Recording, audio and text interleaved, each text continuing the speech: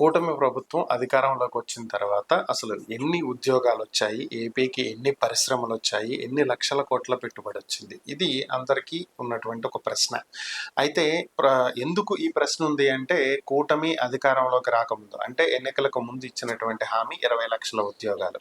మరి నిజంగా 20 లక్షల ఉద్యోగాలు కల్పించేటువంటి అవకాశం ఏపీలో ఉందా?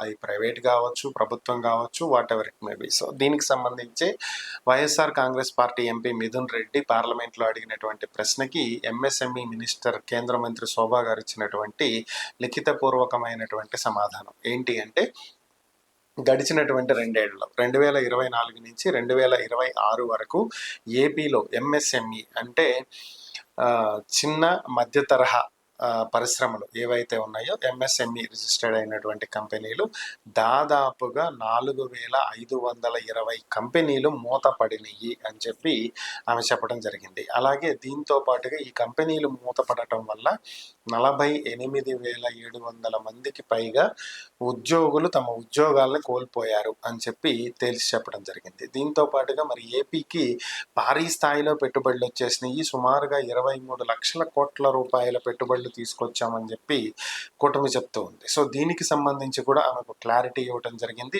ఓవరాల్గా ఈ 2 ఏళ్లలో ఏపీకి వచ్చినటువంటి కంపెనీల సంఖ్య 10 కంపెనీలు వచ్చినాయి. ఈ 10 కంపెనీలు కూడా పెట్టినటువంటి పెట్టుబడులు ఎంత అంటే 6,000 కోట్లకు పైన, అంతే. అంతకుముందు లక్షల కోట్ల రూపాయలు అయితే ఏం పెట్టుబడులు రాలేదు. ఈ 10 కంపెనీల్లో కూడా 2 కంపెనీలు కన్స్ట్రక్షన్స్ అన్ని పూర్తవటం జరిగింది. మిగిలినటువంటి 8 కంపెనీలు కన్స్ట్రక్షన్ స్టేజ్లోనే ఉన్నాయి, కంప్లీట్గా ఎస్టాబ్లిష్ అవ్వలేదు. సో ఇవన్నీ కూడా ఎస్టాబ్లిష్ అయితే, ఈ 10 కంపెనీలు ఫుల్ ఫ్లెడ్జ్డ్గా ఎస్టాబ్లిష్ అయ్యి వర్కింగ్ స్టార్ట్ చేస్తే ఏపీలో వచ్చేటువంటి ఉద్యోగాల సంఖ్య ఎంత అంటే 28,167 ఉద్యోగాలు. సో ఇది ప్రస్తుతం ఏపీ పరిస్థితి. కేవలం ఈ 2 ఏళ్లలో జరిగినటువంటి పరిస్థితి. 4,500 కంపెనీలు పైగా మూతబడి 48,000 మంది పైగా ఉద్యోగులు రోడ్డును పడ్డారు. సో వచ్చినటువంటి పెట్టుబడులు కేవలం 6,000 కోట్లు మాత్రమే.